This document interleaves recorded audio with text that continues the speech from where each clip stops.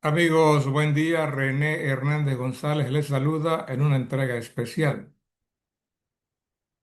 Recordaremos hechos históricos que giran en torno a Torrijos al 16 de diciembre de 1969, el famoso Día de la Lealtad y muchas otras cosas más. Hoy, quienes formaron parte de la Guardia Nacional y las Fuerzas de Defensa recuerdan lo que se llamó el Día de la Lealtad. Fue un acto real de Noriega de apoyar el regreso de Torrijos desde México, cuando acá los oficiales lo derrocaban por el corte comunista que percibían de uno de los líderes del golpe del 11 de octubre de 1968. ¿Cómo se afianzó Torrijos en el poder? ¿De dónde sacaba dinero el general Torrijos para ayudar a su gente? ¿Por qué Torrijos quería apartar a Noriega de su lado? Hubo un intento real de derrocar a Endara el 4 y el 5 de diciembre de 1990.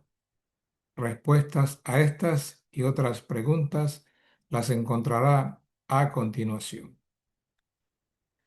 No hubo intención de derrocar a Endara y a Torrijos lo mataron, declara el coronel Eduardo Herrera. Todos recordarán aquella marcha que partió del cuartel central con destino a la presidencia de la República.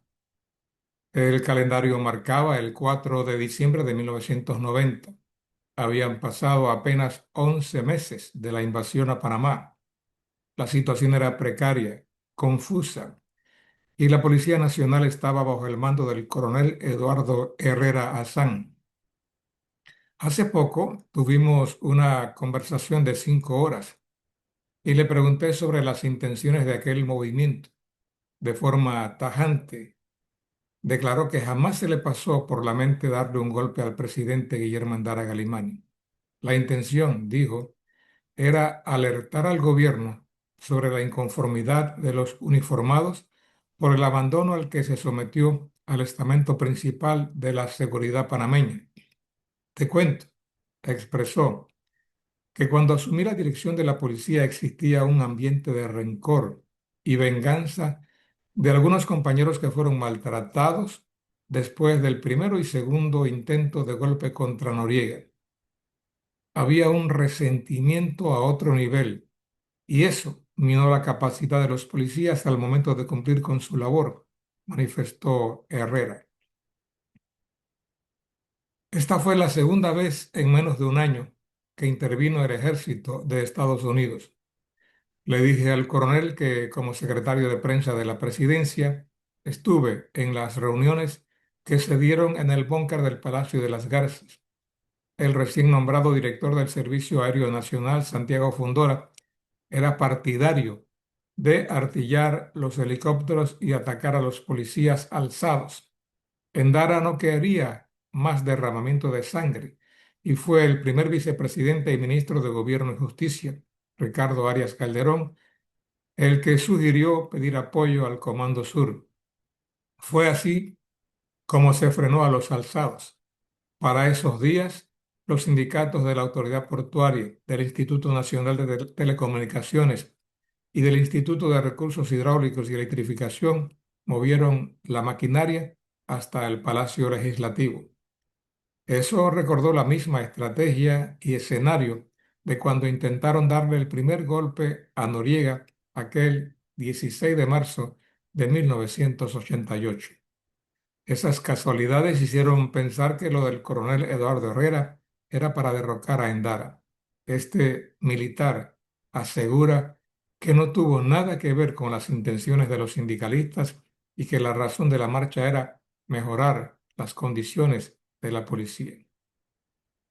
¿Qué pasó con el primer director de la policía, el coronel Roberto Armijo?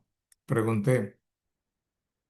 Abro comillas. A pocos días del nombramiento de Armijo, llegaron al cuartel de la policía un militar gringo y el vicepresidente de la República, Ricardo Arias Calderón. Eran como las 3 de la madrugada. En ese momento, como subdirector de la policía, me encontraba en un hotel de Clayton. Preguntaron por Armijo y me pidieron que lo localizara de inmediato para que luego se trasladara al cuartel. Se le había encontrado a Armijo una cuenta bancaria que superaba el $1.000.000. Ellos me preguntaron si había alguna justificación para la tenencia de ese dinero y les respondí que con el salario de un coronel no daba para tanto, a menos que fuera una herencia o se hubiese ganado la lotería.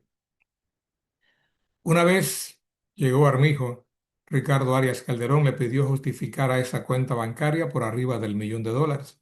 En ese instante hubo un comportamiento dubitativo, nervioso, lo que fue interpretado por el vicepresidente como un acto negativo de una persona que dirigía al Instituto Armado, expresó Herrera.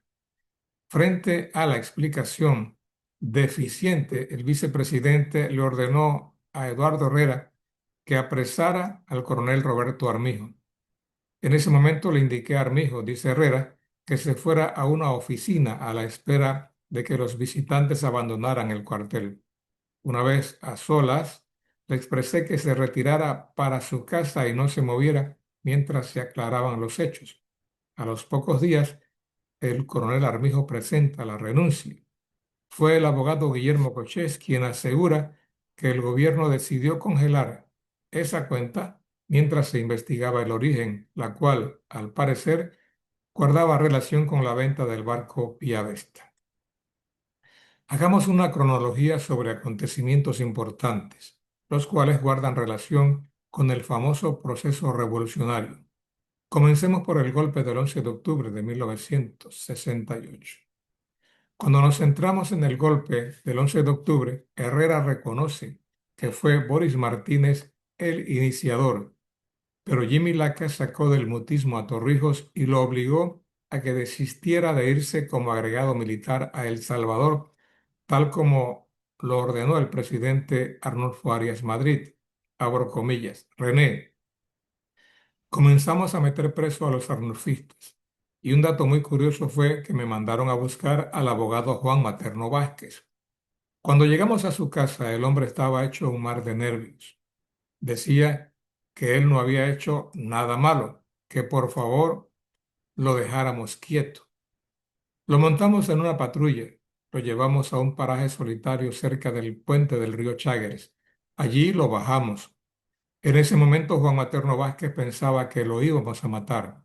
A distancia, un carro encendió las luces. Allí estaba el teniente Fernando Quesada, quien se llevó a Materno Vázquez. Le cuentan que el hombre no paraba de hablar hasta que el vehículo llegó a la comandancia. Allí lo bajaron y lo condujeron hasta la oficina donde estaba Torrijos. El saludo efusivo del comandante y el abrazo de hermano que le dio terminaron con la angustia. Ven, amigo, te estaba esperando. En estos momentos necesitamos de tu asesoría legal, le dijo Torrijos. La posición dura y hostil de Boris Martínez convencieron a sus colegas militares de que tenían que sacarlo de la Guardia Nacional.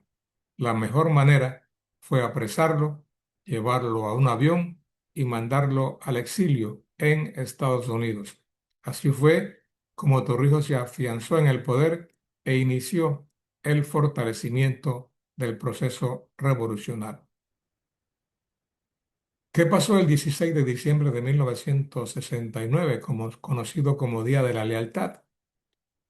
Y como hoy se recuerda el Día de la Lealtad, Herrera expresa que la posición de Noriega aquel 16 de diciembre de 1969 fue dudosa.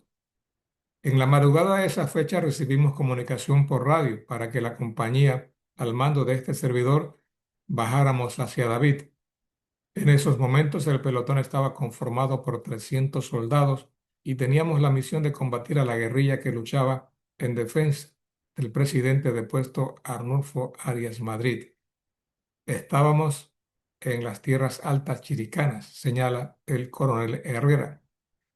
Ya el teniente Quesada había escuchado una transmisión radial donde anunciaban un posible golpe en contra del general Omar Torrijos. Este se encontraba en México participando de un clásico de carreras de caballos. Herrera insiste en el comportamiento dudoso de Noriega. Lo califica como un hombre calculador enigmático y estratega. Con la presencia del pelotón, Noriega esperaba el desenlace. Supongo, declara Herrera, que si Torrijos no regresaba, Noriega se ponía a la orden de los golpistas, y si el general retornaba, se ponía a las órdenes del comandante Torrijos.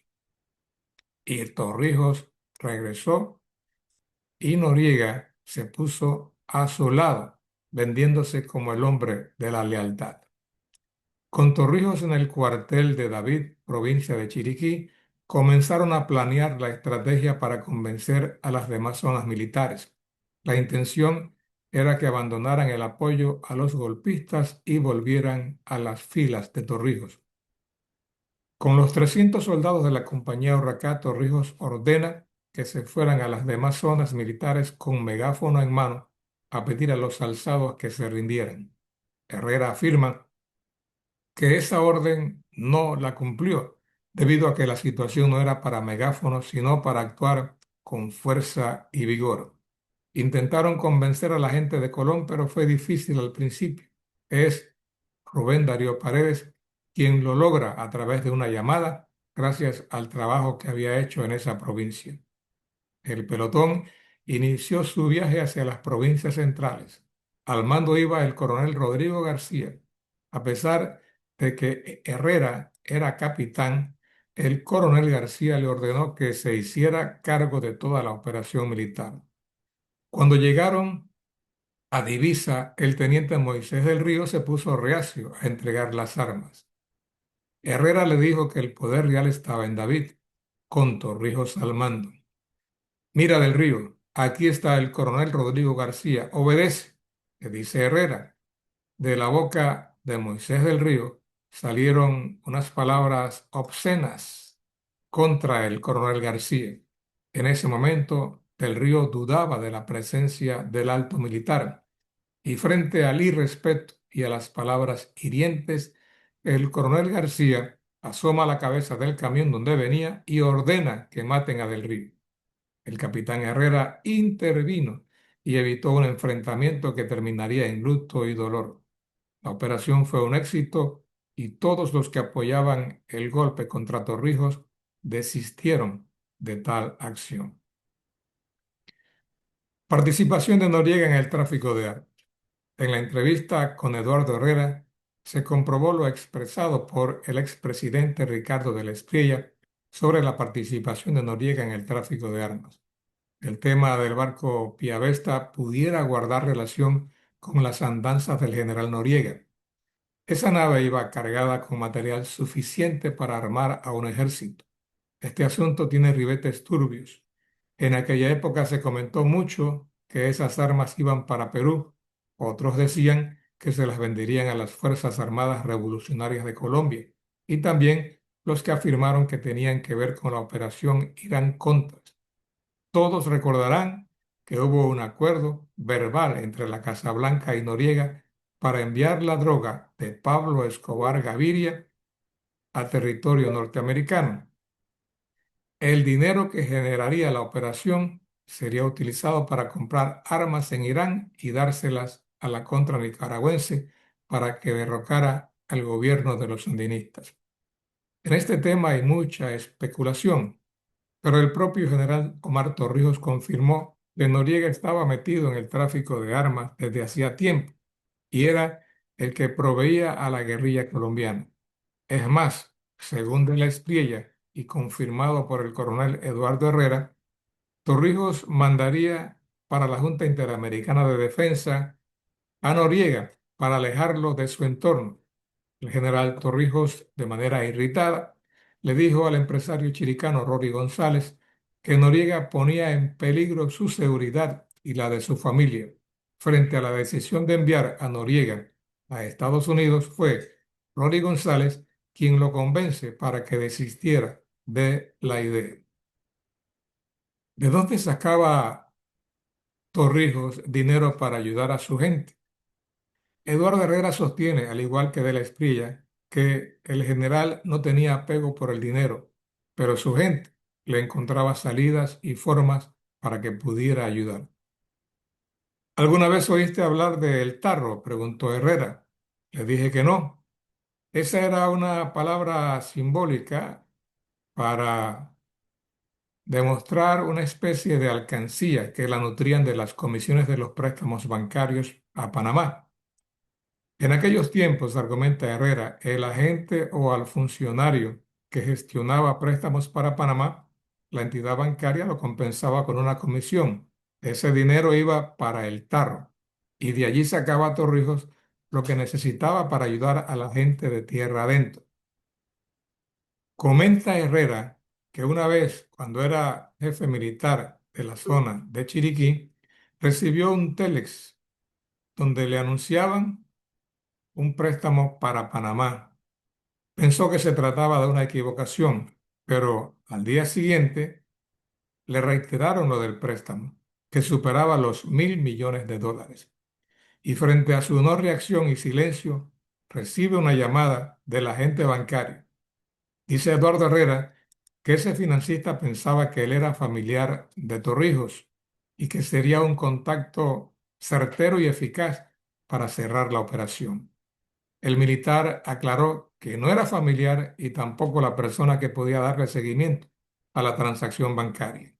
En ese momento hizo del conocimiento a las autoridades superiores y de allí no supo más nada. En ese imaginario, como periodista, me pregunto, ¿cuántos millones llegaron a El Tarro? ¿Cuál fue el destino y quiénes los grandes beneficiarios?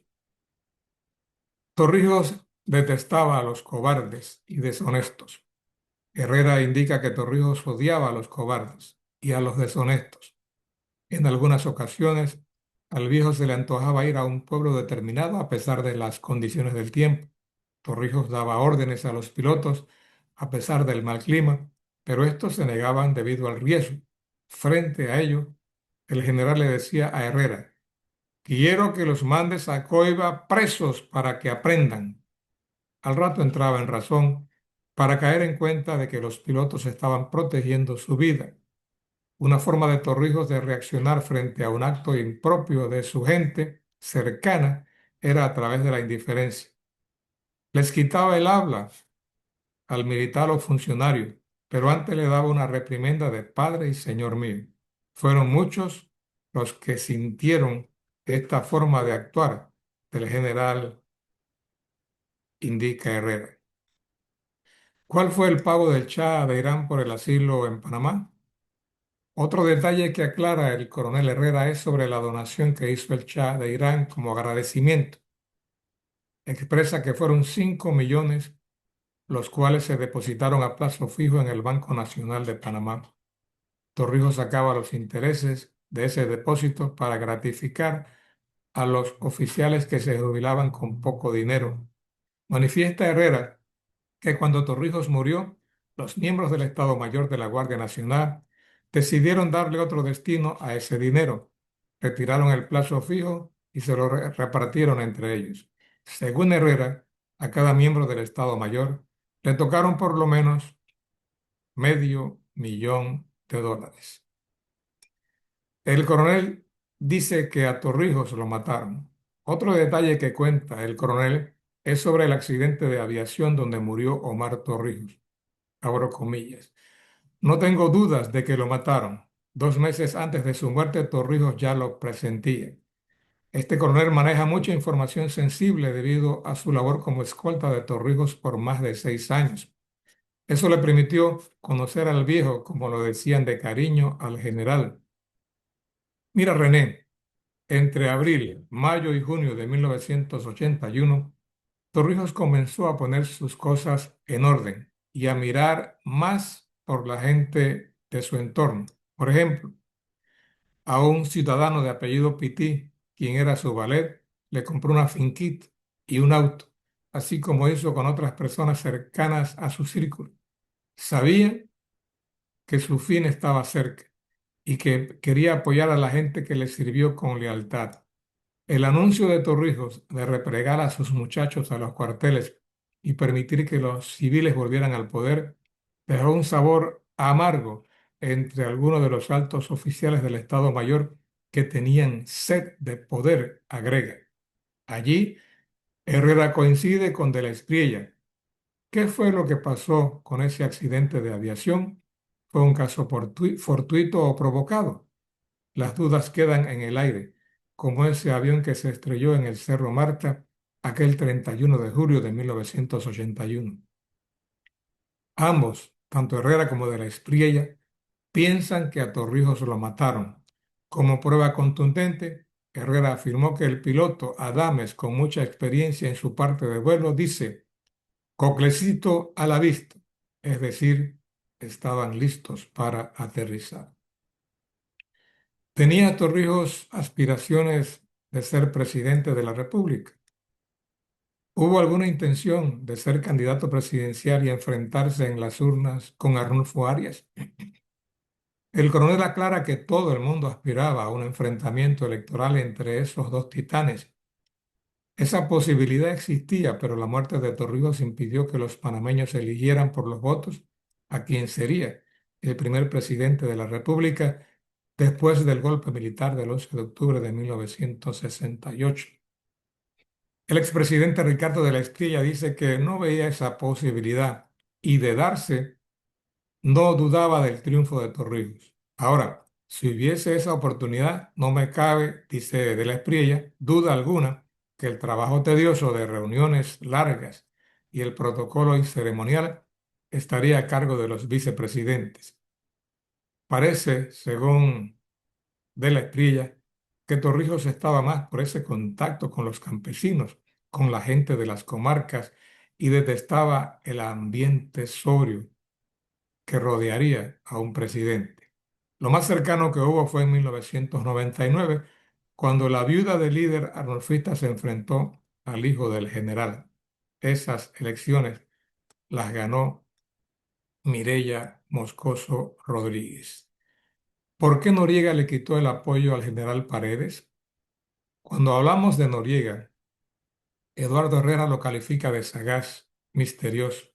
Tiene sus dudas sobre la participación de este militar en la detención, tortura y decapitación de Espadafora. Para Herrera, Noriega fue un ambicioso que enlodó el trabajo del general Omar Torrijos Herrera. A pregunta de por qué Noriega le quitó el apoyo al general Rubén Darío Paredes cuando dejó la jefatura de la Guardia Nacional, Herrera contó una anécdota donde se puede comprender la razón inicial de esa decisión. Habló sobre el caso del mayor Juan Cambra, quien se apareció un día después de la salida de Paredes con 2 estrellas. Para conocimiento de los que escuchan y ven esta narrativa, una estrella era para el rango de mayor y 2 para el de teniente coronel. Cuando Herrera, que para el 13 de agosto de 1983 era mayor, vio las 2 estrellas en el uniforme de Cambra, de una vez se puso en posición de firme y le dio un saludo para quien desde ese momento era un superior. Le preguntó a Cambra que cuándo se dio el ascenso. La interrogación la hizo con asombro, y es que por las manos de Herrera pasaban los ascensos y también el orden del día como secretario de la comandancia. Cambra le dijo que antes de salir, Paredes le ordenó que se pusiera las 2 estrellas. Paredes dejó la comandancia el 12 de agosto de 1983 y ya al día siguiente, Cambra lucía con orgullo las 2 estrellas. Cuando Noriega se dio cuenta, no pudo disimular el enojo. No concebía ese comportamiento de Paredes, quien ya sin poder le dio esa orden de ascenso a Cambra. Como reacción, Noriega lo mandó de jefe a la zona militar de Bocas del Toro y le ordenó al mayor Eduardo Herrera que remitiera un mensaje a todas las zonas para que desde ese momento se le prohibiera la entrada a Paredes a cualquier recinto militar. Hubo intento de sacar a Noriega mediante un operativo militar. Herrera dice que sí, cuando le pregunté si era verdad que siendo embajador de Panamá en Israel, los norteamericanos le propusieron formar parte de un comando junto a israelíes para sacar a Noriega del ejército. Él no dudó en responder que sí. Ya había planes para acabar con Noriega debido al papel denigrante que desempeñaba. En los últimos meses de su mandato, Noriega estaba más bajo los efectos del alcohol que Cuerdo. Herrera viajó a Estados Unidos para coordinar el plan. Sería un comando compuesto por israelíes y algunas unidades panameñas. La presencia de Herrera en la capital norteamericana fue informada por un agente de Noriega y a partir de ese momento Noriega comienza a desconfiar de él. El entrevistado afirmó con mucha fuerza que hay algunos ciudadanos que se dan golpes de pecho hablando sobre estos episodios históricos, pero la mayoría desconoce la intimidad de los acontecimientos y en algunas ocasiones mienten o interpretan mal los episodios patrióticos que vivió Panamá por figuración, por dárselas de protagonistas y de valientes cuando en realidad no fue así. Al coronel Eduardo Herrera, siempre sus compañeros oficiales lo veían con recelo.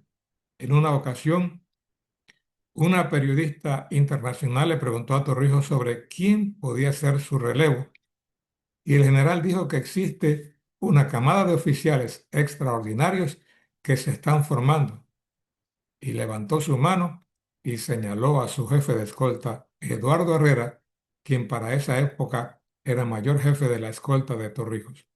También conocí una carta donde el general lo nombraba responsable de la seguridad personal de él y la de su familia. Allí leí los grandes planes que tenía Torrijos para con Eduardo Herrera. Además, en dos ocasiones, Torrijos lo mandó a cursos que eran para oficiales de mucho más alto rango que el que ostentaba Eduardo Herrera. Todos se quedaron sorprendidos cuando Torrijos lo envía a un curso en Estados Unidos que solo era para coroneles y generales, y en ese momento Eduardo Herrera había sido ascendido a mayor. Esos tratos especiales motivaron mucha envidia en varios oficiales. Si Herrera no hubiese acudido a ese curso en Estados Unidos, tal vez moriría en el accidente aéreo que le costó la vida al general Omar Torrijos Herrera. Sobre este tema, el coronel insiste en que no fue un accidente. En su casa de Corundú nos despedimos con un apretón de manos. Allí reposan muchos cuadros que recuerdan la vida de este octogenario militar. Con orgullo me mostró el zambrón y la cantimplora que portaba el general Torrijos a la hora de su muerte. Gracias por leer, comentar y compartir otra historia más de los momentos trascendentales que hemos vivido.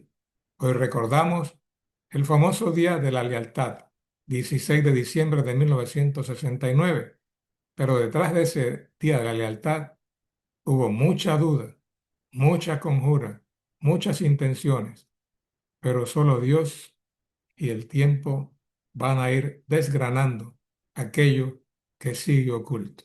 Saludos y nos comunicamos en otra ocasión para continuar desgranando la historia de nuestra República. Abrazos y Dios nos bendiga.